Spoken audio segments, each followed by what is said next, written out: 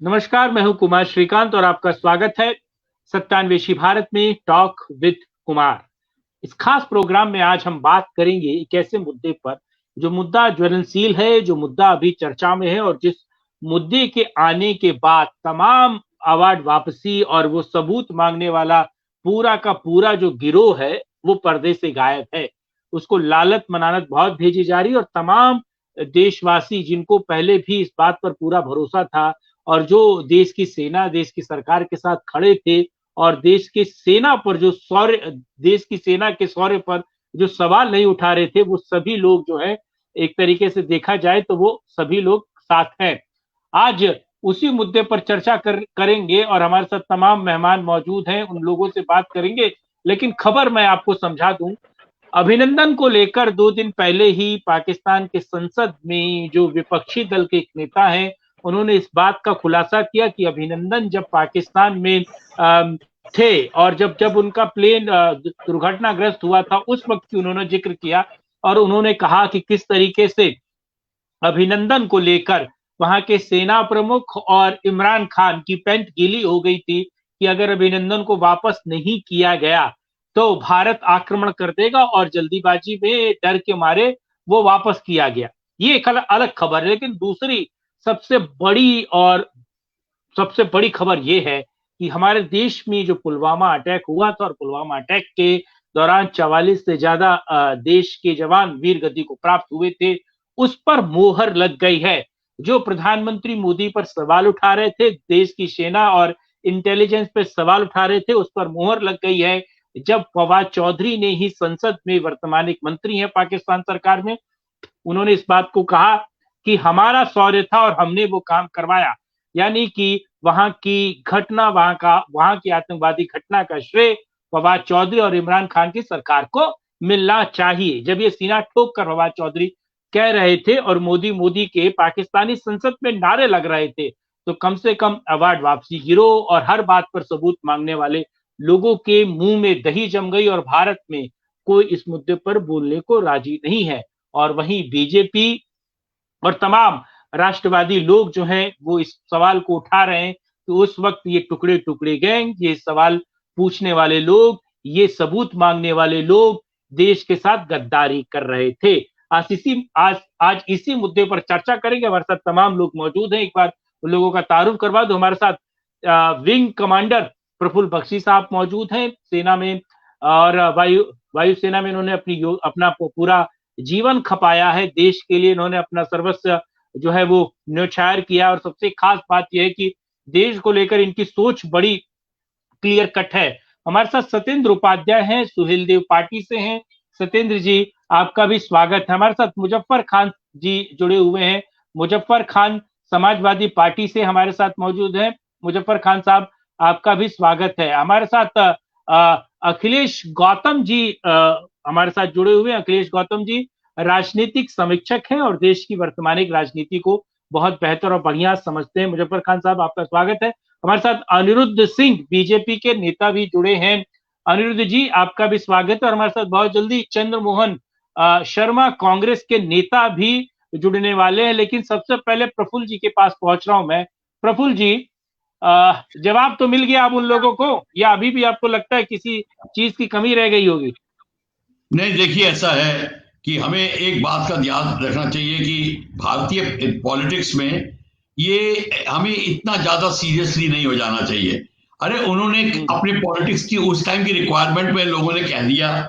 लोगों को अभी तक ये भी नहीं पता कि एज अ ऑपोजिशन में क्या करना चाहिए। वो जो कहोगे मैं लेफ्ट जा रहा हूं तो लेफ्ट क्यों जा रहे हो, मैं राइट जा रहा हूं तो राइट क्यों गए। मतलब उनको क्या है कि क्यों हर वक्त पूछना है, तो उनको क्यों का जवाब मिल गया है, वो चुप हो गए।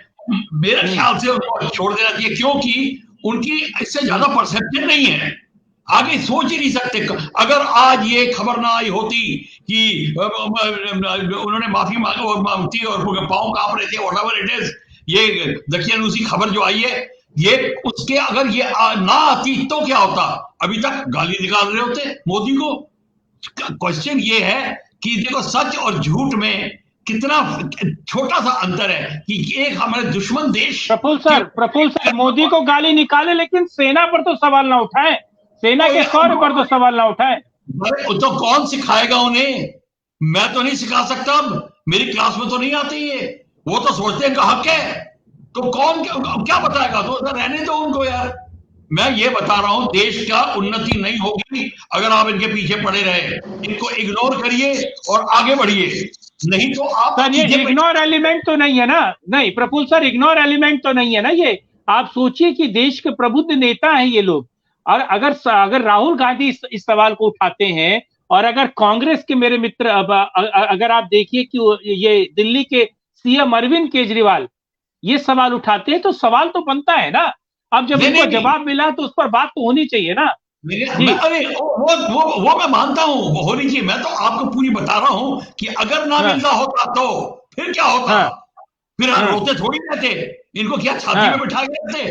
अरे भैया इनको छोड़ देते कि तुम जो मर्जी सोचो यार, जो मर्जी कहना है कह लो। ये क्वेश्चन ये फौज जो है, फौज इस बात को सुन के वो इतने रोष में आ जाती है कि अपने उसका आत्मा बाहर हो जाता है। ये इतना नहीं होना चाहिए।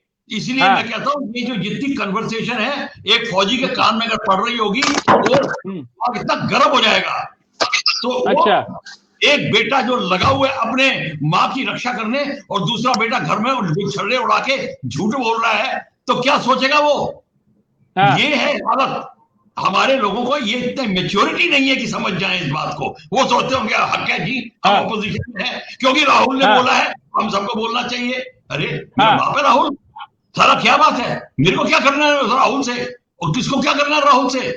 अरे है और राहुल राहुल होता है। क्या बात है? क्या हमें अपनी प्रायोरिटीज पता होनी चाहिए। अगर मुजफ्फर खान साहब, ठीक है मुजफ्फर खान साहब, अब तो आपको सबूत मिल गया ना?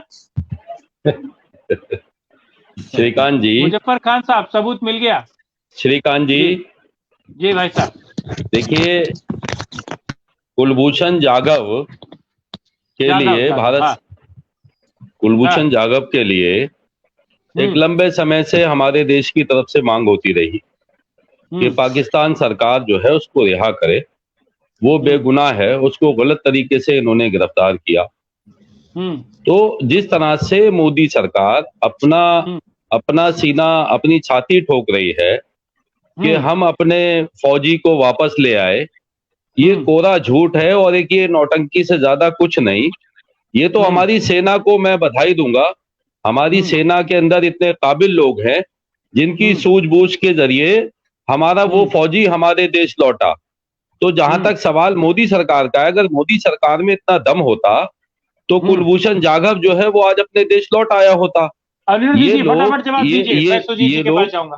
ये लोग सेना के ऊपर भी जो है राजनीति करते हैं, इससे इनको बाज आना चाहिए।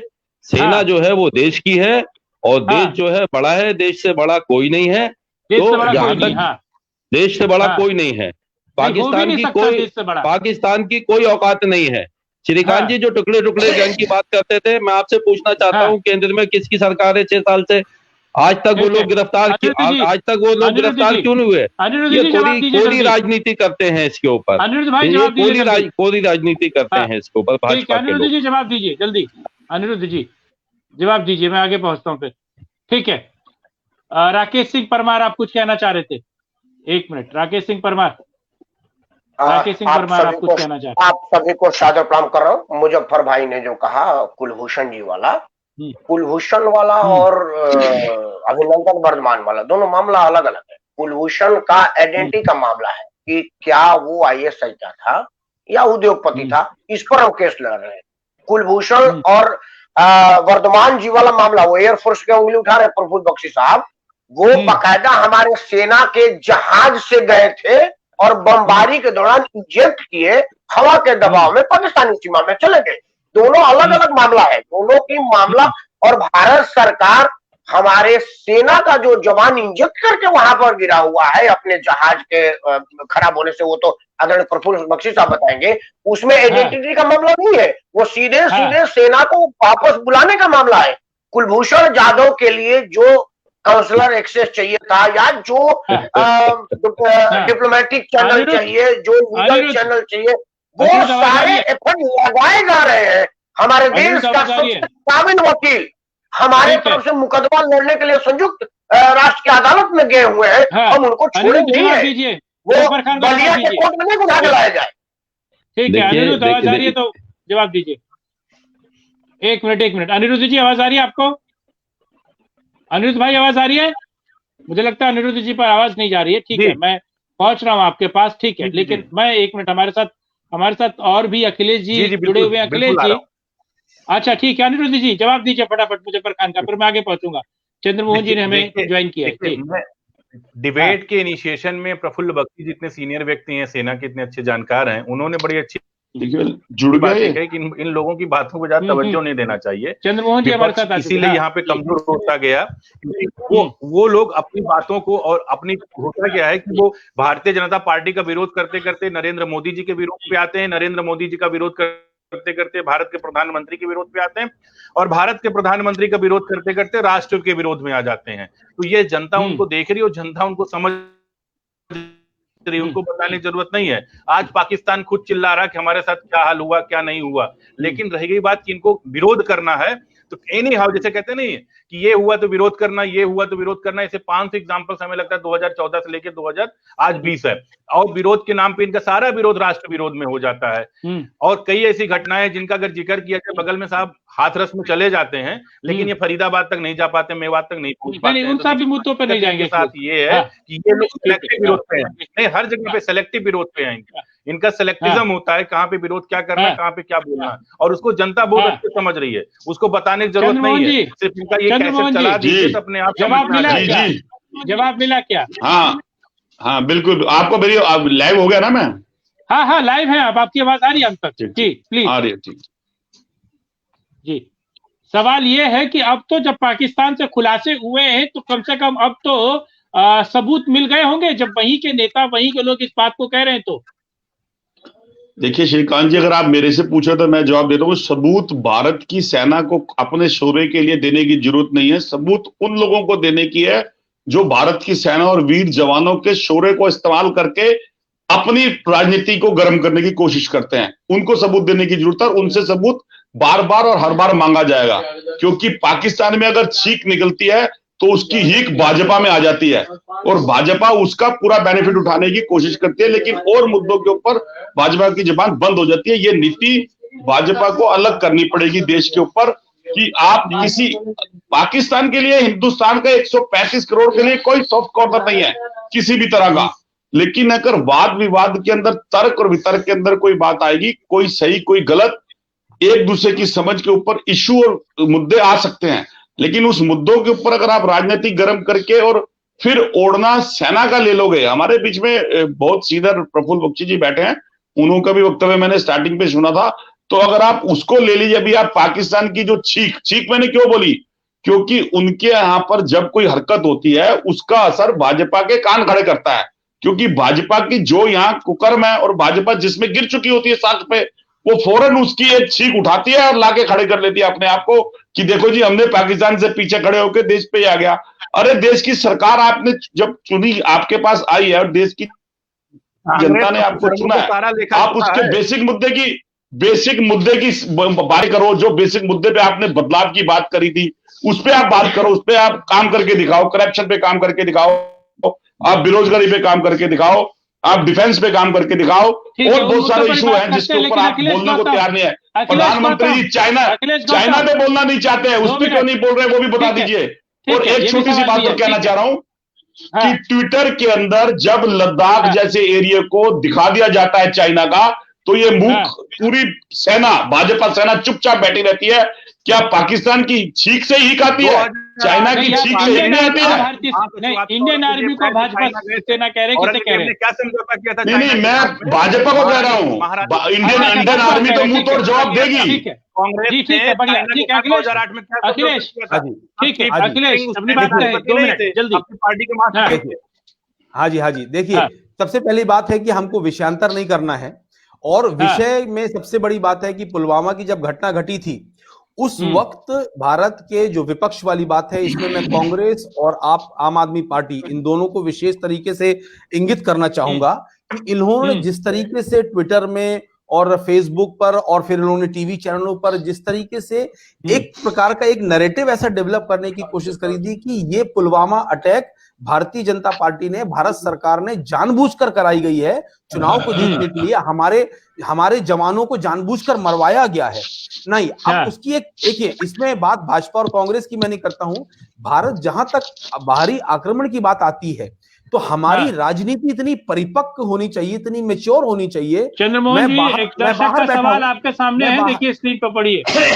मैं बाहर बैठा हूं तो मैंने उसका नैरेटिव डेवलप होते हुए देखा है। जब ये नैरेटिव डेवलप होता है तो लोग आपको वहां पर बाहर, इंडिया से बाहर की जब जो लोग रहते हैं, वो लोग बोलते हैं देखो आपका अरविंद केजरीवाल तो पार्लियामेंट में खड़े होकर बोल रहा है, आपके राहुल गांधी तो आपके चंद्रमोहन जी, अखिलेश गौतम इटली से जुड़े हुए हैं, इटली में रहते हैं, वो वहां पर काम करते हैं, देश का प्रतिनिधित्व करते हैं, लेकिन वो बात देश की कर रहे हैं जी। हम लोग क्या होता है, जब हम लोग यहाँ बाहर रहते हुए जब हम लोग अपने या किसी पाकिस्तानी या बांग्लादेशी या किसी से बात करते हैं तो वो हम लोग को बोलता है कि तुम्हारा राहुल गांधी तो देखो सामने पार्लियामेंट में बोल रहा है। यानी आपको ये वो हम लोग को बताते हैं, अभी वो हम लोग को बताते हैं। एडिटर चीफ सिर्फ न्यूज.com और वरिष्ठ पत्रकार सुजीत दास गुप्ता हमारे साथ मौजूद हैं, और सिर्फ न्यूज.com सत्यान्वेषी भारत साथ में शाम 5 और 8 बजे की डिबेट करता है। सुजीत जी, आपको क्या लगता है? 2 मिनट प्लीज। आप सभी को मेरा नमस्कार। मुझे ऐसा लगता है श्रीकांत जी कि पिछले 6 वर्षों में मोदी जी कैसा सही चला रहे हैं या गलत चला रहे हैं देश को, इसकी बहुत चर्चा हुई है। कांग्रेस या बाकी जो विपक्ष के दल हैं वो विपक्ष की भूमिका कैसे निभा रहे हैं, इस पर बात कम हुई है, इस पर भी बात होनी चाहिए। क्योंकि मुझे ऐसा लगता है कि वो जो रणनीति के तौर पे वो गलती कर रहे हैं, क्योंकि जिस भाषा का वो प्रयोग कर रहे हैं, जो रुख वो ले रहे हैं, इससे उनकी छवि खराब हो रही है और किसी को कोई नुकसान नहीं हो रहा है। अगर वो मोदी पे प्रहार करने की कोशिश कर रहे हैं, मोदी जी को कोई फर्क नहीं पड़ रहा है इससे। जितनी बार वो आलोचना कर रहे हैं, छवि उनकी अपनी मलिन हो रही है। क्यों? आप देख लीजिए कि जब भी युद्ध काल होता है तो इस तरह की लड़ाई कभी डेमोक्रेट और रिपब्लिकन के बीच नहीं होती, या कंजर्वेटिव और लेबर पार्टी के बीच नहीं होती। आप किसी भी लोकतांत्रिक देश में देख लीजिए तो कभी भी युद्ध काल में या युद्ध के बारे में विपक्ष जो है वो उल्टी बात नहीं करता। अब मैं, ये तो मैंने राजनीति की बात की, अब मैं रणनीति की और जो सामरिक नीति की, जिसके बारे में प्रफुल्ल जी बहुत बेहतर बता सकते हैं। लेकिन मोटी मोटी बातें जो हैं, अभिनंदन को पकड़ने के बाद जिनेवा कन्वेंशन के तहत उसको छोड़ना लाजमी था। उसको पकड़े रखना कोई मतलब ये था ही नहीं उनके पास ऑप्शन। पाकिस्तान के पास, उसके पास ऑप्शन था ही नहीं। केवल यही नहीं, जो इससे पहले भी कई सेना के, वायुसेना के और नेवी के भी वेटरन्स ये कह चुके हैं कि यूपीए सरकार के दौरान भी हम कई बार बदला लेने की बात सोचते थे, लेकिन हमें हरी झंडी नहीं मिलती थी। तो लेकिन सुजीत जी एक सांसद उस बात को कहता है कि रात के 9 बजे तक अगर नहीं छोड़ा तो भारत हमला कर देगा, और उनकी पैंट गीली हो गई थी, पैर उनके कांप रहे थे और माथे पे पसीना था। तो आप ये तो बात क्लियर है ना, ये बात तो क्लियर है। और अगर यहाँ कोई और सरकार होती तो एक चीज तो क्लियर है कि वो सारी चीजें नहीं हो रही होती। देखिए, ये जो वीडियो आया है कल के पाकिस्तान के संसद में जो चर्चा हो रही थी उसके दौरान, इससे पहले भी आप YouTube पे जाएं तो पाकिस्तान के जो मिलिट्री एक्सपर्ट्स हैं उनके तमाम वीडियोस मौजूद हैं, जिनमें उन्होंने 48 की लड़ाई, 65 की लड़ाई, 71 की लड़ाई, हर चीज पर बात की है। तो मुझे कभी ऐसा याद नहीं आता कोई ऐसा मौका हो जहां पर पाकिस्तानी ये कह रहे हैं कि भारतीय सेना ने खूब जम के लड़ी और हमें हरा दिया। ठीक है, ऐसे में कोई जो गैर कांग्रेस पार्टी का कोई आदमी हो है बकवास कर रहा है, ऐसा किसी को बोलते हुए सुना है आपने? ये कांग्रेस को सीख लेनी चाहिए कि ऐसे मौकों पे किस भाषा का प्रयोग करना चाहिए, राजनीतिक रुख क्या होना चाहिए। ठीक है, तो सत्येंद्र उपाध्याय जवाब मिल गया आपको। एक और तथ्यात्मक बात है जो जरूरी है। अभिनंदन किस वक्त पकड़ा गया था? हम उस वक्त हमला नहीं कर रहे थे, हम बदला ले चुके थे। पुलवामा का बदला हम बालाकोट के रूप में ले चुके थे। उसके बाद पलटवार करने की कोशिश की थी पाकिस्तान ने, वो हमारे मिलिट्री हेडक्वार्टर को अटैक करना चाह रहा था। जब इंडियन एयरफोर्स ने उनको चैलेंज किया, रास्ते में रोका, और हमारे MiG-21 बाइसन, जो कि एक आप कह सकते हैं विंटेज फ्लाइट है ना, अत्याधुनिक विमान तो है नहीं, उसने हमारी वायुसेना का शौर्य देखिए आप, विंटेज प्लेन को लेकर अत्याधुनिक F-16 को मार गिराया, लेकिन इस प्रोसेस में उस विमान को भी चोट लग गई। तो गिरते वक्त, जब इजेक्ट करते वक्त, ये प्रफुल्ल जी बेहतर बता पाएंगे, एलओसी के इस तरफ गिरने के बजाय एलओसी के उस तरफ जाके गिरे, इस वजह से ये हुआ। ठीक है, तो भी बहस ठीक के है। दौरान सत्येंद्र जवाब मिल गया कि अभी कमी है? श्रीकांत भाई देखिए, एक्चुअल देश की सेना का, देश का हम लोग भी सम्मान करते हैं। और रही बात, विंग कमांडर अभिनंदन के साथ पूरा देश खड़ा था, ऐसा नहीं केवल भाजपा खड़ी थी। रही बात, विंग कमांडर अभिनंदन जो है भाजपा के नहीं है, वो एक्चुअल पूरे देश तो भाजपा की बात ही नहीं कर रहे, हम भाजपा की बात ही नहीं कर रहे, जो अभी बात आ रही, कांग्रेस की बात नहीं कर रहे हैं। नहीं, जो मोदी जी की बात है कि मोदी जी ने किया, मोदी जी ने नहीं किया, मोदी जी ने नहीं किया, और सेना का देश के प्रधानमंत्री ने किया। हाँ, देश के प्रधानमंत्री ने किया और करना भी चाहिए। रही बात पाकिस्तान की, पाकिस्तान तो हमेशा ही हमसे मार खाता रहा है, कोई ये पहली बार नहीं है। इससे पहले लाल बहादुर शास्त्री ने भी उनको अच्छा वो कराया था, हमने काफी जीता था। लेकिन पाकिस्तान और हिंदुस्तान के बीच की एक जो बातें मुझे समझ में आती है कि जब भी कहीं पाकिस्तान इस समय देखिए किसी स्थिति से गुजर रहा है, जब वहां स्थितियों को मूवमेंट कराने के लिए ये बातों को उठाना।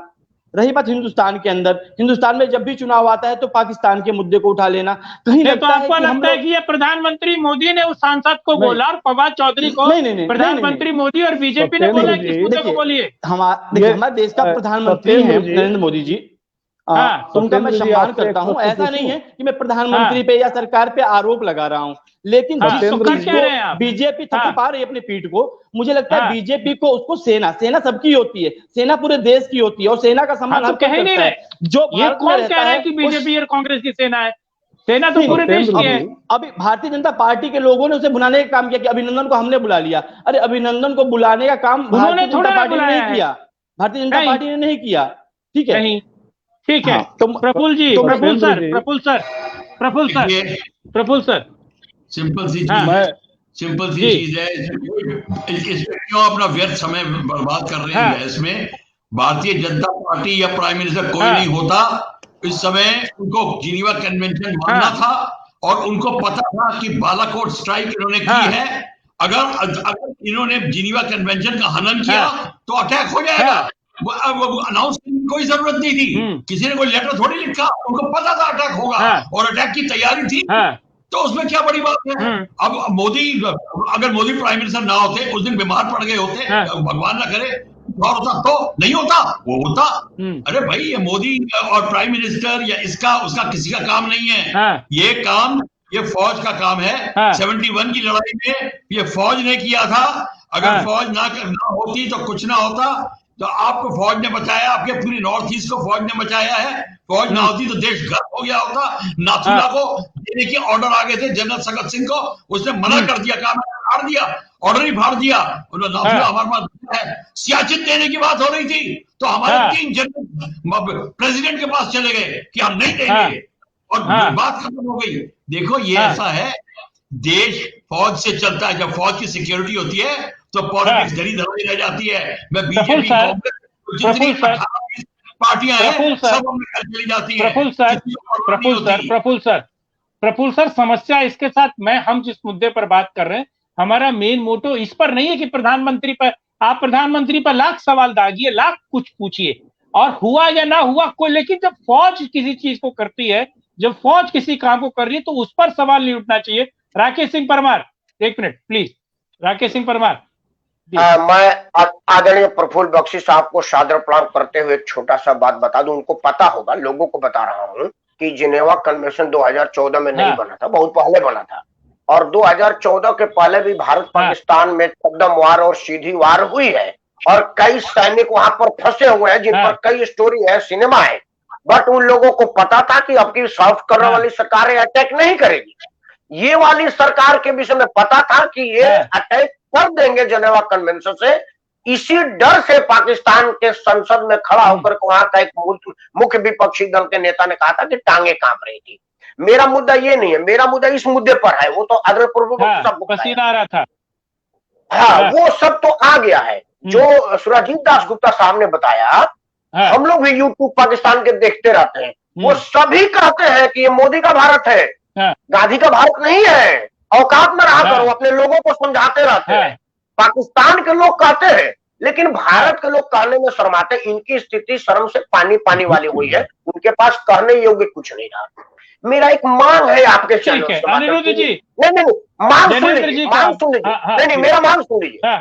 मेरा मांग ये है जी कि हम तो भारतवासी, जो भारत के नागरिक है, ना तो भाजपा के पिट्ठू है ना कांग्रेस के पिट्ठू है, उन लोगों का एक मांग है कि जो लोग संसद में रह हो करके ये कहा कि पुलवामा अटैक झूठा है, पुलवामा अटैक भारत का साजिश है, जिसने विधानसभा में अरविंद केजरीवाल ने कहा था, वो जलसे में नहीं था, पार्टी मीटिंग में नहीं था, नहीं सबूत नहीं मांगा था, उसने बोला था कि 300 सीट के लिए कितनी लाशें और गिराओगे, कितनी मां बहनों की को खुजारोगे, कितनी करोगे। ये विधानसभा की कार्रवाई है, ये जलसा पार्टी मीटिंग नहीं है। इस राष्ट्रद्रोह के लिए कौन सा मुकदमा उस पर चलाया जाए, चूंकि संसद में, संसद के अंदर कहे सुजीत जी 10 सेकंड अभी वापस फिर आऊंगा, लेकिन 10 सेकंड फिर मैं अनिरुद्ध जी के पास जा रहा हूं। मुझे कुछ कहना नहीं है, मुझे एक प्रश्न करना है जो चंद्रमोहन जी और अनिरुद्ध जी बारी बारी जवाब दे सकते हैं। चंद्रमोहन जी, मेरा आपसे प्रश्न ये है कि आज तक जितने भी राजनैतिक या सामरिक विषयों पर चर्चा हुई और आपने जब जब 1971 के लिए इंदिरा गांधी को श्रेय दिया, कभी भी एक बार के लिए भी ऐसा हुआ कि आपके साथ बीजेपी के कोई प्रवक्ता बैठे हुए थे जिन्होंने चैलेंज किया आपको कि इंदिरा गांधी को श्रेय नहीं मिलना चाहिए? हुआ एक बार भी? ठीक है चंद्रमोहन जी, ये चीज तो कभी भाजपा वाले कह नहीं सकते हैं, ये तो खुला दिल कांग्रेस ही रखती है। और इसके लिए सिर्फ अटल बिहारी वाजपेयी थे जिन्होंने सदन के अंदर तारीफ करी थी। वो भाजपा और आज की भाजपा वो भाजपा नहीं है। आज की भाजपा मोदी शाह की भाजपा है। भाजपा एक पार्टी होनी चाहिए, वो पार्टी थी जब अडवाणी और अटल थे। आज पार्टी दूसरी विपरीत दिशा में जा चुकी है, इसीलिए मुद्दे उठ रहे हैं। बिल्कुल मैं आपकी बात से सहमत हूं इस बात के लिए कि देश के लिए जब कोई मुद्दा होगा, विपक्ष और प्रतिपक्ष की आवाज एक होनी चाहिए, क्योंकि विपक्ष और प्रतिपक्ष का मुद्दा क्या है?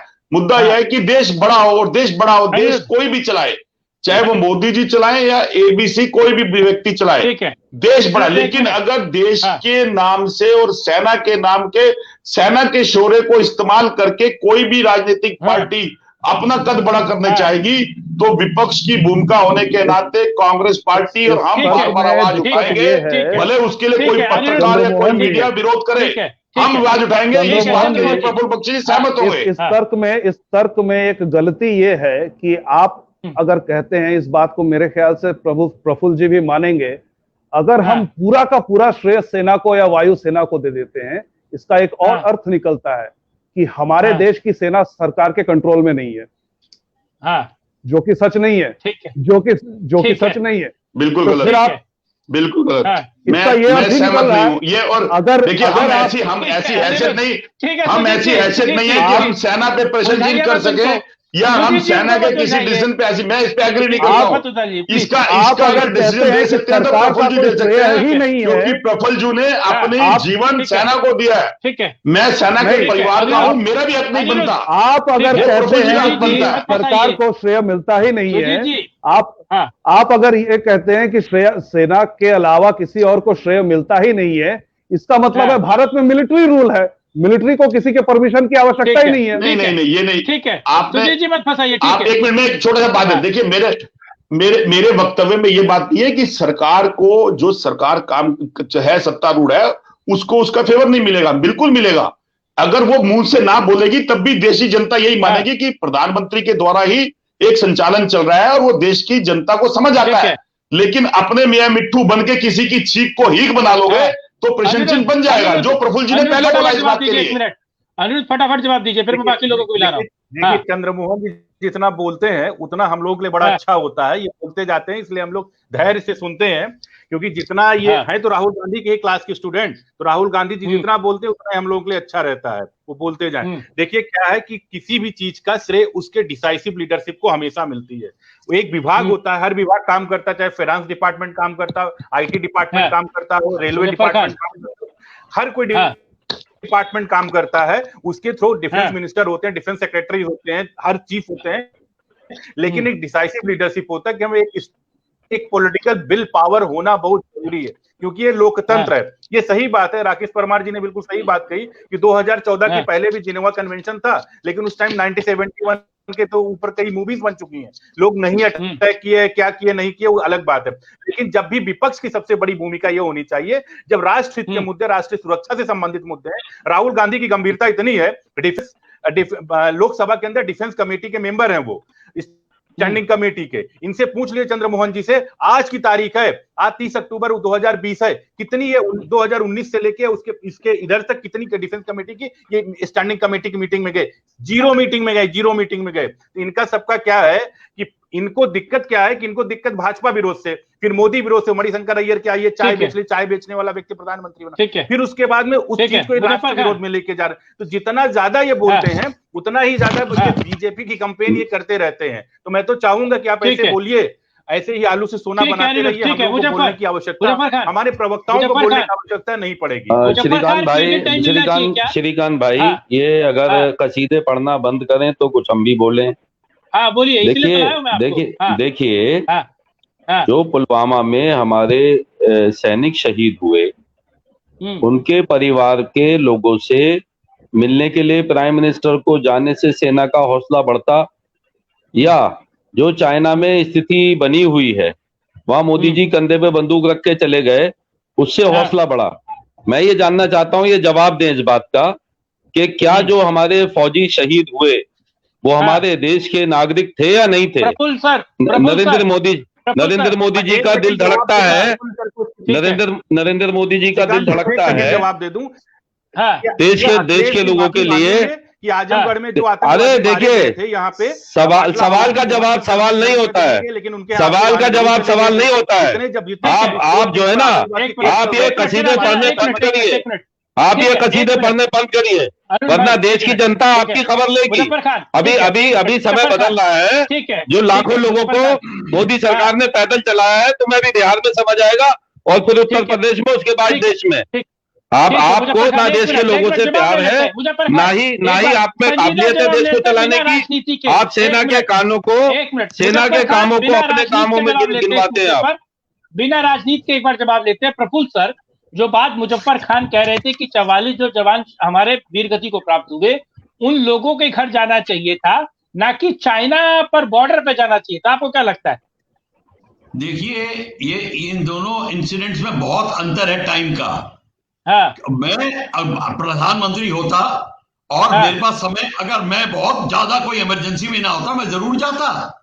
क्यों नहीं? देखिए, जब 9 पायलट्स मरे थे और मोरारजी देसाई का जहाज जोरहाट में क्रैश हुआ था, सबकी बॉडी दिल्ली आई थी। यहाँ 9 फ्यूनरल हुए थे, मोरारजी देसाई फ्यूनरल एक भी फ्यूनरल में नहीं गया था। ये अपनी अपनी बातें हैं। कितने प्राइम मिनिस्टर गए हैं फ्यूनरल में? ये सारी की सारी जो चीजें हैं, ये इंडिविजुअली है, करी जाए। मैं होता जरूर जाता, पर मैं बॉर्डर पे भी जाता। अपनी अपनी बात है, अपना अपना करने का तरीका है। हम पॉइंट क्या देख रहे हैं? देखिए, जब मनोबल सेना का कैसे बढ़ता, प्रफुल्ल साहब से मैं जानना चाहता हूँ। सुनिए, जब भगत सिंह को फांसी होने वाली थी, तो उनको गांधी जी को अप्रोच किया गया था कि आप बात करिए और इनको एक्सटेंड कराइए। उन्होंने बात करने से मना कर दिया। जितने कांग्रेस के लोग थे सबने मना कर दिया, और भगत सिंह को रात के 8:30 बजे फांसी लगा दी और बदन को काट के क्या कहते हैं, डिस्पोज ऑफ किया। भूल गए? ये देखिए, लोग अपनी सियासत करने में कुछ भी कर लेते हैं, अपनी बात भूल जाते हैं। अखिलेश गौतम, जो मुजफ्फर खान साहब कह रहे थे, तो कम से कम जब 44 डेड बॉडी दिल्ली आई थी एयरपोर्ट पे, तो देश के प्रधानमंत्री वहां मौजूद थे। राहुल गांधी भी वहां मौजूद थे, लेकिन देश के प्रधानमंत्री वहां मौजूद थे। उन्होंने परिक्रमा किया, उन लोगों को नमन किया, शहादत को नमन किया। आप उसे राजनीतिक एंगल सोच सकते हो, वो राहुल गांधी के लिए भी राजनीतिक एंगल हो सकता है, लेकिन देश के प्रधानमंत्री वहां तो मौजूद थे ना। बिल्कुल सच बात है। और जरूर जरूर। और ये देखिए बात सही है, प्रफुल्ल जी ने जो बात कही है कि देखिए राजनीतिक जब जो व्यक्ति प्रधानमंत्री होता है और जब ऐसी स्थिति आती है, पुलवामा और बालाकोट जैसी स्थिति आती है, तो कोई भी व्यक्ति जो है उस समय अपनी पार्टी या राजनीति नहीं सोचता है, वो अपनी पद की गरिमा के अनुसार ही अपना व्यवहार करता है। और इस पर आप देखिए 26 नवंबर 2008 और पुलवामा बालाकोट का देखिए, देश के सामने दो नेतृत्व थे, दो घटनाएं थी, और उसका जो इंपैक्ट हुआ है, जो उसका इंप्रेशन गया है, जो नैरेटिव सेट हुआ है, वो पूरी दुनिया ने देखा। तो लोगों ने देख लिया कि भाई जब देश पर इस तरह की विपत्ति आती है तो एक संकल्पित नेतृत्व क्या देता है। तो ये तो देश को और दुनिया को पता चल गया, तो ये तो एक गंभीरता से स्वीकार करना ही चाहिए। हाँ चंद्रमोहन जी ठीक है, चंद्रमोहन जी आप कुछ कह रहे थे, ठीक है। देखिए, मैं अपने अखिलेश जी की बात का जवाब देना चाह रहा था, जो हमारे मित्र है भाजपा के, वो कह रहे हैं कि देखिए जब वो बोले, उन्होंने पॉलिटिकल में कहा कि जो पॉलिटिकल पद पे अपना अनिरुद्ध जी, तो अनिरुद्ध जी जो बोले, तो उन्होंने बोला कि उसको उसका फायदा मिलता है। बिल्कुल मैं तैयार हूं इस बात के लिए, उनकी बात को सहमत हूं, लेकिन उसके साथ साथ जो आज आपने देश का बेड़ा गर्क कर दिया, जो जीडीपी का, इकोनॉमी का, बेरोजगारी का, जो किसानों की बद से हालत कर दी, आज आपने 85,000 करोड़ रुपए का जहाज आपने खरीद लिया, सेना को सर्दी का सामान और टैंक देने के आपने पैसे नहीं दिए, तो वो श्रेय भी ले लीजिए ना। उस श्रेय को अगर राहुल गांधी जी बोलते हैं तो आप घबराया मत करिए, क्योंकि बाकी तो आपने बंद कर दिया। राहुल गांधी जी है जो आपको निरंतर टॉपिक पे छेड़ रहे हैं। सत्येंद्र, ठीक है चंद्रमोहन जी, सत्येंद्र उपाध्याय, सत्येंद्र जी आवाज आ रही है? सत्येंद्र उपाध्याय आवाज आ रही है? जी श्रीकांत भाई पूछिए जो सवाल बताइए, पूछिए जो सवाल पूछना चाह रहे थे। हाँ श्रीकांत भाई, एक्चुअल मैं भी ये जानना चाहता हूं कि आज की जो सरकार है, देखिए पाकिस्तान की बातें होती रहती हैं, पाकिस्तान से ऑलरेडी चलती रही हमारी काफी टाइम तक। चाइना पे भारतीय जनता पार्टी का क्या रुख है? अभी देखिए वो पहले कह रहे थे कि भाई चाइना के हम अंदर चले गए, चाइना हमारे यहाँ बैठा हुआ था, वहां झूठ बोल रहे थे ये लोग। तो आखिर ये झूठों की सरकार, जो झूठ बोलने वाली सरकार है, आखिर क्या सफाई देना चाहती है? देश की सेना को यूज क्यों कर रही है? देश की सेना देश की है, देश को रहने दीजिए। हमें आज भी भारतीय सैनिकों पे गर्व है, भारतीय सैनिकों ने बहुत सारी चीजें हमें ऐसी दिलाई हैं, बहुत सारी लड़ाइयां जिताई हैं। हम भारत की सेना पे कोई सवाल देश के लोगों का है ही नहीं। फटाफट जवाब दीजिए, 30 सेकंड सरकार जवाब देते हैं, जवाब देते हैं क्यों सरकार सेना का नाम यूज कर रही है और अपने लिए उसको यूज कर रही है। मैं देखिए अनिरुद्ध जवाब दीजिए। अरे उत्तर प्रदेश की पुलिस भी बहुत अच्छा काम करती है। एसपी पार्टी के जो समर्थक हुआ करते थे, क्या नाम, मुख्तार अंसारी नाम है क्या है, जो गए हैं वहां पंजाब चले गए और वहां से क्या कहते हैं पुलिस लेके जाती है कि भाई इनको शिफ्ट करिए यूपी में, तो ये बीमारी का बहाना लेके आते हैं। यूपी पुलिस की भी आप तारीफ किया करिए, बड़ा अच्छा काम करती है। देखिए मैं एक चीज यहाँ पूछना चाहता हूँ प्रफुल्ल बख्शी सर से, बस एक सेकंड पूछना चाहता हूँ सर, क्या कोई ऐसी व्यवस्था है कि भारत के कुछ नेताओं को जिनको सबूत चाहिए तो उनको एयरफोर्स के उसमें कॉकपिट में बिठा के वहां तक ले जाया जा सके, ताकि जब ये अटैक करें एयरफोर्स के लोग तो दिखा सके इसमें राहुल गांधी जी हो और भी नेता जो भी जाना चाहे उसमें, ऐसे अगर कोई व्यवस्था हो जाए ज्यादा अच्छा है। हाँ ठीक है। सरकार बनाने के बाद आपने पीडीपी को बंद करा और आज पीडीपी पे आप कार्रवाई नहीं कर रहे। मुफ्ती महबूबा मुफ्ती पर आपको जब सत्ता का सुख लेना था तो आपको महबूबा मुफ्ती अच्छी लग रही थी। चंद्रमोहन भाई आऊंगा मैं आपके पास, जरा प्रफुल्ल जी को सुन लीजिए। प्रफुल्ल जी, इट इज पॉसिबल। मेरी बात सुन लीजिए। ये जो क्वेश्चन पूछा बहुत अच्छा क्वेश्चन है कि कोई ऐसी व्यवस्था है, जैसे कि ये हमारे चंद्रमोहन जी अपने डिफेंस कमेटी के हैं, तो अब ऐसे एक बार जब YV चौहान जब आप डिफेंस मिनिस्टर होते थे तो बहुत सारे ऐसे पॉइंट रेज हुए, जो हमारे टैंक्स जाते थे वो हमारे गर्मी में जून के महीने में उनको बड़ी प्रॉब्लम आती थी टैंक क्रू को, और जो हमारे एयरक्राफ्ट टेक ऑफ करते थे 50 डिग्री टेम्परेचर पे, कई पायलट फेंट हो जाते थे डिहाइड्रेशन से, तो उनको पूछा गया। तो वो चौहान साहब देखिए दोपहर को 1:30 बजे में टैंक में बैठ के उन्होंने पूरा देखा, पूरी टीम को लेके गए और उन्होंने फिर रिपोर्ट दी और उन्होंने कहा वाकई में ये बात सच है, ये बात है, और उन्होंने बड़ी चेंजेस किए। तो ये वर्तमान सरकार को करना चाहिए, इससे पहले कुछ हो तो तमाम लोग जो सवाल पूछते हैं उनको ले जाना चाहिए। राकेश सिंह परमार, ठीक है, नहीं हाँ, अरविंद केजरीवाल और राहुल गांधी को नहीं, ठीक है, अगर वो जाना चाहे तो उनको ले जाना चाहिए। ठीक है राकेश सिंह परमार, ठीक है। मुद्दा पर तो आप मुझे बोलने नहीं दे रहे हैं। 3 लोगों का जवाब कम से कम आधा मिनट का है, कृपया रुकिएगा मत। सबसे पहले मुजफ्फर भाईजान को मैं बताना चाहता हूँ, मुजफ्फर खान साहब ने कहा कि मनोबल कहाँ बढ़ता, प्रधानमंत्री को 44 बहादुर सेना के परिवार में जाना चाहिए। मेरे हिसाब से ये परंपरा ही गलत।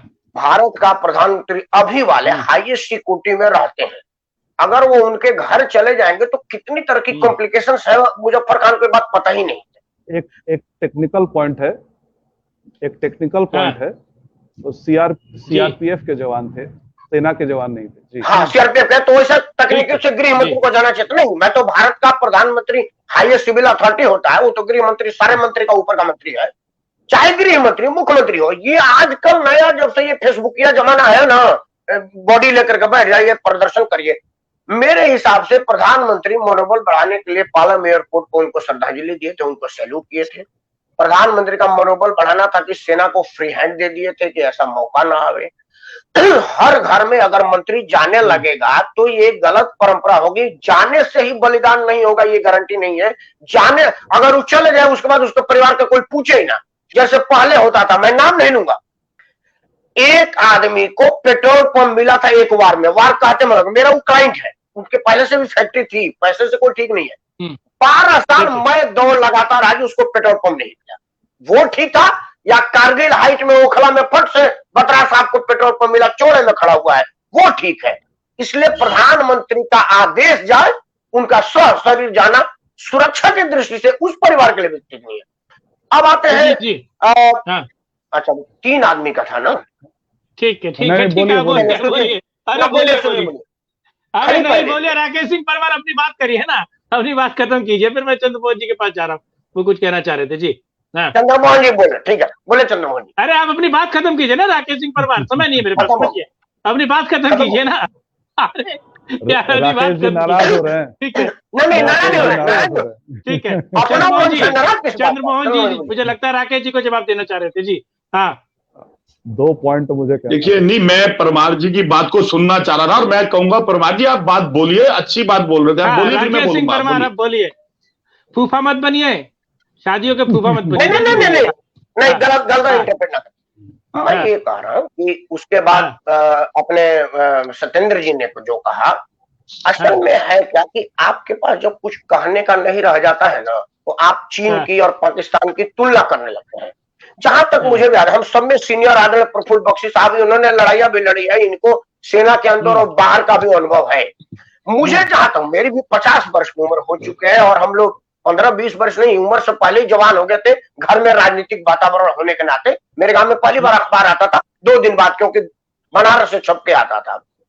पहली बार मैंने सुना है कि चीन ने किसी राष्ट्रीय अंतर्राष्ट्रीय मंच पर या मीडिया के माध्यम से कहा है कि भारत ने अतिक्रमण किया है। मैं ऐसा पहली बार सुना हूं, इसके पहले नहीं सुना था मैं। रहा पाकिस्तान और चीन की बात, तो पाकिस्तान हर बार फायरिंग करता है। चीन ने एक बार सेना भेजा, उसके 10 के मुकाबले उसके 180 मरे गए। ये वह स्वयं चिल्ला के कर रहे, वहां की समाधियां बता रही हैं। चीन ने थोड़ी सी कोशिश की थी, हमारे बिहार रेजिमेंट के जवानों ने मल्ल युद्ध में कोई हथियार का इस्तेमाल नहीं हुआ था, क्योंकि वहां पर हमारा एग्रीमेंट है कि हम हथियार यूज नहीं करेंगे। 121 हम वही मतलब 20 के मुकाबले 121 रेशियो बहुत संतोषजनक है। सेना के जवान 20 शहीद हुए, मुझे बहुत दुख है, लेकिन 1 के मुकाबले 21 वाला रेशियो बहुत बढ़िया है। ये भी मेरे ख्याल से पहली बार हुआ है। अगले प्रफुल्ल बख्शी साहब बताएंगे, करेक्ट करेंगे मेरे को कि क्या इसके पहले भी 1 के मुकाबले हमने 21 मारा था क्या। चंद्रभूषण भाई जो कह रहे हैं कि आप सेना का श्रेय मत लें, देखिए कोई आदमी सेना का श्रेय ले ही नहीं सकता, क्योंकि मोदी जी बम गिराने थोड़े जाएंगे। लेकिन सेना को पता है, हमारे भोजपुरी में कहावत है कि बछवा तबे कूदेला जो खूंटा मजबूत हो गए। मतलब बछड़ा, वो गाय का बछड़ा तभी कुलाचा मारेगा जब उसका खूंटा मजबूत होगा। उसे पता चला कूदने में खूंटा टूट जाएगा, वो कूदेगा ही नहीं। तो अभी का जो खूंटा है वो सत्या मजबूत है। सेना पर किसी तरह की राजनीति नहीं है। मैं नहीं कर रहा हूं, ये पाकिस्तान के लोग कह रहे हैं कि भाई ये मोदी का भारत है, ये गांधी का भारत नहीं है कि तुम मारोगे और वो लोग डोजर भेजेंगे और डोजर भेज के बंद कर जाएंगे फिर मुशायरा शुरू हो जाएगा, कार्यक्रम शुरू हो जाएगा, फिर 10 दिन के लिए क्रिकेट बंद होगा, उसके बाद हॉकी चालू होगा, फुटबॉल चलेगा, क्रिकेट बंद। अभी क्रिकेट नहीं हो रहा है। देखिए दर्शक भी यही कह रहा है, दर्शक भी यही कह रहे हैं हमारे कि ये डॉजियर भेजना। हाँ बिल्कुल, हाँ ठीक है। तो इस टाइम क्या है कि आपको ये बात माननी पड़ेगी, थोड़ा बहुत श्रेय वर्तमान सरकार को दीजिए कि उसने फ्री हैंड दिया है, सेना का सम्मान बढ़ाया है, और सेना का सम्मान बढ़ा तो देश का बढ़ा है, मोदी जी का नहीं बढ़ा है। दुनिया में भारत की जय जयकार हो रही है। ठीक है सुजीत जी अपनी बात कीजिए, फिर मैं प्रफुल्ल जी के पास जा रहा हूं। जी हाँ देखिए, कांग्रेस का जब एक तरफ ये कहना है कि इकोनॉमिक फ्रंट पे मोदी जी की कोई उपलब्धि नहीं है, और साथ ही साथ वो ये भी कहते हैं कि ये बालाकोट के कारण ये 2019 की लड़ाई जीत गए, तो फिर उनको अपनी रणनीति में बदलाव करना चाहिए, सुधार करना चाहिए। अगर वो मानते हैं कि केवल बालाकोट के कारण 2019 की जीत मिली भाजपा को, फिर तो उनको चुप हो जाना चाहिए कि उन्होंने गलती की थी, है ना। क्योंकि अगर केवल इस पर अगर वो उनको श्रेय ही नहीं मिलता है तो फिर जीते कैसे 2019 में। ठीक है, दूसरी बात है, लेकिन भाजपा की आलोचना होनी चाहिए एक अलग चीज में। अगर भाजपा की सरकार चौकन्नी होती तो पुलवामा होता ही नहीं। क्यों? और ये मैं अपनी बात नहीं कर रहा हूं, ये मैंने लेफ्टिनेंट जनरल जीडी बख्शी का एक लेख पढ़ा है, उससे मैं कह रहा हूं। उनका कहना है कि जब भाजपा पीडीपी की सरकार थी तो उस समय एक वाकया हुआ था कि आतंकवादी होने के संदेह से किसी को गोली मार दी गई थी, और वो भी इस समय हुआ था कि वो आदमी 3-4 कॉर्डन पार कर गया था, उसको रुकने को बोला गया था, वो रुका नहीं था तो उसको फायर कर दिया गया था। बाद में पता चला था वो लोकल बिजनेसमैन है, एक वो टेररिस्ट नहीं है। ठीक है, फिर पीडीपी बीजेपी की सरकार ने क्या किया कि उस पूरे रास्ते में जहां से पुलवामा में वो कॉन्वॉय गुजरा था इसका सीआरपीएफ का, वहां जितने भी कॉर्डन थे, जितने बैरिकेड थे, सब हटा दिए गए। अगर वो ना हटाए गए होते तो पुलवामा होता ही नहीं। यहां पर तो भाजपा आलोचना के पात्र हैं। जब पीडीपी सरकार गिरा दी गई तो वो सारे बैरिकेड दोबारा खड़े कर देने चाहिए थे, जो उन्होंने नहीं। ठीक है प्रफुल्ल जी, ठीक है प्रफुल्ल जी जवाब दे रहे थे, फिर मैं मुजफ्फर खान के पास चलूं। हाँ ठीक है, आदम चंद्रमोहन जी। हाँ ऐसा है, जरा ध्यान से सुनिए। ये जो होती है ना, जब सरकार बदलती है तो एकदम से रूल्स और नीति एकदम से नहीं बदली जाती कि आपने किताबें निकाल के दूसरी ले आए। ये जो ब्यूरोक्रेसी के प्रोसीजर होते हैं ये सेट होते हैं, और इनको चेंज करने में बहुत टाइम लगता है। अब देखिए, मैं आपको ये जो पुलवामा की बात कर रहे हैं, मैं थोड़ा सा आपको पीछे ले जाता हूं। जब कश्मीरी पंडित के साथ हुआ था, कश्मीरी पंडित की औरतों को 6 महीने तक वो तो रेप करते थे, उनके 115 से 120 औरतों के ब्रेस्ट काट दिए थे उन्होंने। और वहां पे सारी फौज भी मौजूद थी, सारी पुलिस मौजूद थी, पूरी ब्यूरोक्रेसी, और सरकार भी भाजपा की थी। और जो भी जिसकी भी सरकार होगी, 1989 में किसकी सरकार थी आप मेरे को बता दीजिए, आपको पता चल जाएगा। और उस समय 5.5 लाख लोग ओवरनाइट हटा दिए गए, एक भी एफआईआर नहीं है, एक भी एक्शन नहीं लिया गया है, कुछ नहीं हुआ है। तो जब पुलवामा की बात आई तो पुलवामा में जो जीडी बख्शी साहब ने बताया बिल्कुल ठीक, जिस सेंट्री ने रोका 3 बैरियर्स को क्रॉस करते हुए गाड़ी को, उसको गोली मारी, उस बंदे को जेल है, वो अभी तक सड़ रहा है तिहाड़ जेल में। तो उसके बाद में आप बताइए कौन सी बड़ी फौज जो होगी कहेगी साला मैं गोली मारूंगा मेरे को तिहाड़ जेल हो जाए। ऑर्डर की बात नहीं हो रही, अभी भी वो जेल में है। आप जाना चाहते हैं तो श्रीकांत जी उसका इंटरव्यू लेके आइए, वो अभी भी बैठा हुआ है। इसीलिए मुजफ्फर खान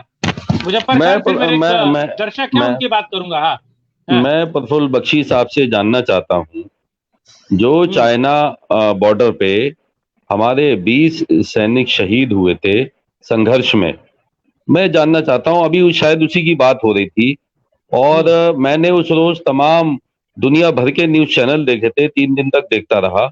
हमारे फौजियों के अलावा कोई खबर किसी देश के चैनल बीबीसी और अल जजीरा तक पे नहीं थी। अभी बख्शी साहब शायद उसी की बात कर रहे थे, और हुकूमत हिंदुस्तान भी बड़े पैमाने पे ये बात फैलाती रही यहाँ कि उनके 100 मरे हैं, उनके 150 मरे हैं, जबकि एक फौजी चाइना के मरने की खबर नहीं आई आज तक हमारे पास, ना हमने सुनी और ना देश की जनता ने सुनी। अभी बख्शी साहब शायद उसी बारे में जिक्र कर रहे थे, तो मैं उनसे ये जानना चाहता हूं कि क्या वाकई कोई ऐसा प्रूफ या चाइना की तरफ से या इंटरनेशनल मीडिया की तरफ से कोई एक ऐसा प्रूफ है कि चाइना का एक फौजी वहां पर, चाइना का एक फौजी वहां पर हलाक हुआ? अमेरिका की तरफ से अगले ही दिन जवाब आ गया था। अमेरिका की बात नहीं है, पूरी दुनिया में कहीं नहीं था, पूरी दुनिया में। आप यही तो झूठ है। अगर मैं एज ए प्रफुल्ल साहब से एज ए फौजी पूछना चाहता हूं, आपने देश की सेवा की है, मैं आपको सलाम करता हूं, लेकिन जो बीजेपी का झूठ है, जो बार बार ये लोग झूठ कर बोलते हैं, बराए करम मुझे यकीन है कि बख्शी साहब जो है उसमें सच्चाई बयान करेंगे और बताएंगे देश के लोगों को। ठीक है बख्शी जल्दी। हाँ सुन ली, मुझे नहीं पता बीजेपी झूठ बोल रही है, कांग्रेस झूठ बोल रही है, वो दोनों का जहां मर्जी जाए। क्वेश्चन ये है, जिस दिन मरे थे हमको, हमारी मीडिया को नहीं पता था, यहां तक कि खबर ही नहीं आई थी। 3 आदमियों का नाम आया और कमांडिंग ऑफिसर, अगले दिन 5 हुए, फिर जब पूरी बॉडीज मिली तो पूरी खबर 20 की आई। चाइनीज ने अपनी कोई खबर ही नहीं करी, उन्होंने फ्यूनरल ही नहीं किया और उन्होंने सब दबा दिया न्यूज। उन्होंने इतना ठोस दबाया, जब चाइनीज लोगों ने हड़ताल शुरू कर दी कि मीडिया में तो देखिए इतने फ्यूनरल आ रहे हैं और हमारे किया है। फिर अमेरिका से खबर आई, जब आपने 41 मारे हैं, हमको फिर पता चला 41 मारे हैं, और फिर बाद में जब और बॉडीज मिली तो 121। फिर क्या हुआ, रात को उनके एम्बुलेंस हेलीकॉप्टर टेक ऑफ करते थे, सारे कैलकुलेट किए गए, रडार पे देखा गया कितने टेक ऑफ हुए। फिर पता चला कि इतने 100 सॉर्टीज करी हैं घायलों को ले जाने के लिए, फिर पता चला 121 मरे हैं। ये ऐसा कोई बताता नहीं है। ठीक है, राकेश सिंह परमार भी कुछ कहना चाह रहे थे। 20 सेकंड है राकेश भाई। मुजफ्फर भाई, वो फिर वही सबूत वाली बात की टीवी पर। मुजफ्फर भाई, पहले चीन का स्थिति जान लीजिए कि चीन में भारत चीन में किसी दिन परमार साहब हुकूमत ने यकीन खो दिया है। इन्होंने इतना झूठ बोला है 6 सालों में कि देश की जनता इनकी किसी बात पे भरोसा नहीं करती है। इसलिए हमारी जिम्मेदारी है, हम सवाल करते हैं और हम करते रहेंगे। तो पूछेंगे ना। देखिए, अगर सबूत मांगेंगे तो सबूत मिलेगा, अगर सबूत मिले तो अपनी गलती माननी भी चाहिए। ठीक है, राकेश सिंह परमार। बिल्कुल। अगर मुजफ्फर भाई या उनके जैसे लोगों पर से सरकार का विश्वास खोया है, तो मैं बड़ा संतुष्ट हूँ कि सरकार कुछ बढ़िया कर रही है। हमें इनके भरोसे की जरूरत नहीं है, जो लोग अपने ही सेना पर सबूत मांगते हैं। आपको सबूत की जरूरत भी नहीं है। अब सुन लीजिए, चीन में भारत जैसा लोकतांत्रिक मीडिया नहीं है कि आज तक, कल तक, परसों तक सत्यनेशी news.com हम भी यूट्यूब पर आते हैं, ऐसा स्वतंत्रता नहीं है वहां पर। फेसबुक, यूट्यूब जैसा कुछ नहीं है। वो सरकार डिसाइड करते कि ये छपेगा, ये जाएगा। चीन आज तक 65, 71, 72 के लड़ाई में वो एक्सेप्ट नहीं करता कि मेरे कितने लोग मारे गए। ये पहली बार, वहां भी मोबाइल है ना, चीन का मोबाइल हमारे यहाँ था, मेरा मोबाइल भी शायद चीन का ही होगा, सैमसंग कंपनी नहीं, कोरिया का है। तो इस टाइम क्या हुआ कि उनके सैनिकों ने वो वीडियो, उनके सैनिकों ने वीडियो जारी किया, रोते हुए रो रहे थे, अपने लोगों की वीडियो जारी की। तो उनका चाइनीज भाषा का ट्रांसलेट हुआ, वो कई जगह अपलोड किए सोशल मीडिया पर, और तब जाकर के ये चीन को मानना पड़ा। तो चीन ने ये माना। सुजीत जी 30 सेकंड जवाब दीजिए। और ऋषि लारी जो कह रहे थे वो भी मेंशन कीजिएगा। मुजफ्फर जी जो कह रहे हैं वो सही नहीं है, क्योंकि ये खबर अमेरिकी मीडिया में हर जगह पे छपी थी। CNN में मैंने खुद पढ़ा है, इसके अलावा न्यूयॉर्क टाइम्स में छपी थी। क्योंकि सबसे पहला आकलन अमेरिकी आकलन ही था कि 53 लोग मारे गए हैं। हालांकि वो अनुमानिक था, एग्जैक्ट नंबर तो कोई भी नहीं बता सकता, क्योंकि जैसा कि हमारे बाकी पैनलिस्ट कह चुके हैं कि वहां ट्रांसपेरेंसी है ही नहीं, वो तो छिपाने की कोशिश कर रहे थे। और दूसरी बात जो राकेश जी कह रहे हैं, वो भी हमें उनके सैनिकों के परिजनों से पता चला, जो विलाप कर रहे थे कि आप भारत को देखिए कि वहां पर जब कोई जवान शहीद होता है तो कितने सम्मान के साथ पूरा राष्ट्र उसको सैल्यूट करता है, और आप लोग छिपा रहे हैं, आप हमारे शहीदों को छिपा रहे, धिक्कार है आप पर। तो वो सब जब खबरें चली, क्योंकि सबके ऊपर सेंसरशिप नहीं चलता है ना, पूरे देश में इतना बड़ा देश है चीन, कोई ना कोई बोल ही देता है, मीडिया के सामने मुंह खोल देता है। तो उनके जवानों के जो परिजन हैं, उन्होंने कह दिया कि हमें तो जो अंत्येष्टि उनके यहाँ के अपने रिवाज के अनुसार जो अंत्येष्टि होती है, वो अंत्येष्टि नहीं करने दे रहे हैं, क्योंकि ऑफिशियली ये जवान मरे ही नहीं है। तो ये हालत है, डाटा तो है ना, और ये सारी खबरें ये सारी खबरें न्यूट्रल और अंतर्राष्ट्रीय क्षेत्र से आई है, ये कोई हमारे यहाँ पे तथाकथित गोदी मीडिया ने नहीं छापी है स्टोरी जी। हाँ ठीक है, अखिलेश 30 सेकंड फाइनल रिमार्क करें। Akhilesh 30 second final remark. हाँ जी, इस विषय पर जो टॉपिक है आज का, उस पर मुझे लगता है कि राहुल गांधी और विशेषतः केजरीवाल को व्यक्तिगत तौर पर इस खुलासे के बाद माफी मांगनी चाहिए, क्योंकि केजरीवाल ने अपने एक स्टेट मतलब उसका स्टेट लेजिस्लेटिव असेंबली का इस्तेमाल किया और पूरे विश्व को जिस तरीके से उनकी भाषा थी और जिस तरह से उनका गुबार और जिस तरह से फ्रस्ट्रेशन निकल रहा था कि जैसे भाजपा ने और भारत के प्रधानमंत्री ने अपने जवानों को मरवा ही दिया है, और वो उनकी अपनी राजनीतिक चाल थी जो अपना भुनाना चाहते थे। तो आज इस खुलासे के बाद केजरीवाल और राहुल गांधी 30 सेकंड। चंद्रमोहन जी देखिए, जब सरकार पीडीपी के साथ और मुफ्ती महमूद सैयद के फादर के साथ सरकार बना लेती है और टैरिफ छोड़ देती है, और उसके बाद फिर महबूबा मुफ्ती के साथ सरकार बना लेती है और वही महबूबा मुफ्ती तिरंगे की बात कर देती है और उसको सरकार हाईलाइट करके राजनीति तो करना चाहती है, उसके ऊपर एक्शन नहीं करती है, तो प्रश्न इसलिए बन जाता है। मेरे कुछ मित्रों ने बोला कि प्रश्न करना गलत है, उसमें परमार जी की बात से मैं सहमत नहीं हूं। परमार जी ने बोला कि अगर मुजफ्फर जी की बात को ऐसा करते हैं तो उसका उन्होंने विरोध किया। मैं परमार जी जैसे व्यक्ति को बोलता हूं कि आपको शोभा नहीं देता, क्योंकि जब तक प्रश्न उठेंगे, प्रश्न का उत्तर आएगा, तो उत्तर के साथ प्रश्न उठेंगे, यही लोकतंत्र की स्वाभाविक प्रक्रिया है। क्योंकि जब तक ऐसा लोकतंत्र रहेगा तभी आप और हम वाद और विवाद करते रहेंगे। जिस दिन ये लोकतंत्र की परिभाषा बदल जाएगी, उस दिन का माहौल, जिस चीज पे राजनीतिक विशेषज्ञ या राजनीतिक पार्टियां फायदा उठाना चाहती हैं, जो मैं बार बार प्रश्न चिन्ह कर रहा हूं कि अगर जो गलत है, अगर आपकी मंशा ठीक है और आप उसका बेनिफिट नहीं उठाना चाहते, तो फिर आप उस पर एक्शन क्यों नहीं करते? आपको एक्शन करना चाहिए। समय नहीं है मेरे पास। सत्येंद्र 20 सेकंड। श्रीकांत भाई, जैसे अखिलेश जी ने भी कहा माफी मांगने की बात, मुझे लगता है अगर माफी मांगने की बात आने लगे तो बहुत सारे लोगों को माफी मांगनी पड़ेगी, बहुत सारे नेताओं को उस लाइन में खड़ा होना पड़ेगा। बहुतों ने झूठ बोला है देश की जनता से, देश के जवानों से, देश के किसानों से, सब जो भी नेता इसमें है, उनको माफी मांगने की बहुत एक लंबी लिस्ट लगेगी। तो माफी मांगते फिर देश पे वो अरविंद केजरीवाल हो जाएंगे, वो भी उनके पास भी लिस्ट थी, उनके पास भी लिस्ट थी एक। देखिए अरविंद केजरीवाल की बात नहीं कर रहा हूं मैं, राहुल गांधी की बात नहीं कर रहा हूं, बात माफी की चल रही थी जो उन्होंने अभी कहा था। तो मुझे लगता है कि माफी की अगर लिस्ट बनाई जाए ना तो बहुत लंबी लिस्ट बन जाएगी। अनिरुद्ध 30 सेकंड फाइनल रिमार्क करें। देखिए विपक्ष के नेता अपने कुकर्मों की कितनी माफी मांगेंगे। पहले चलता रहा है कि सरकार से लोग इस्तीफा मांगते थे, लेकिन आज से नया चलन शुरू होना चाहिए कि विपक्ष के लोग इस्तीफा दें, क्योंकि हमें लगता है ये लोग विपक्ष की भूमिका निभाने की कहां जाएंगे? अरे तो इस्तीफा देके बीजेपी में भारतीय जनता पार्टी के साथ हो जाएंगे सर, भारतीय जनता पार्टी के साथ हो जाएंगे। विपक्ष के लोग जो वो दागी हैं, जो इनके साथ नहीं है, और जो इनके साथ है वो दागी नहीं है। दागी इनके साथ दागी नहीं है। सत्येंद्र बोलने दीजिए प्लीज। ठीक है, बोलिए प्लीज। अनिरुद्ध फाइनल रिमार्क करिए, हाँ खत्म कीजिए। ठीक है, मैं आगे पहुंच रहा हूँ। सुजीत जी 20 सेकंड फाइनल रिमार्क। जी, किसी के माफी मांगने की आवश्यकता नहीं है। 2019 का सबक अगर काफी सबक नहीं था तो इससे बड़ी मूर्खता और क्या हो सकती है। मैं किसी व्यक्ति को मूर्ख नहीं कह रहा हूं। ये जो राजनीतिक नीति है कि युद्ध के विषय को राजनीति बनाना, राजनीति में शामिल करना, ये स्ट्रेटेजी ही गलत है राजनीति में, और इसका खामियाजा सारी पार्टियां भुगत रही हैं जो इस तरह के सवाल कर रही हैं। फिर भी अगर ये सीख नहीं लेना चाहते, ये अड़े रहना चाहते हैं, तो भुगतने दीजिए इनको।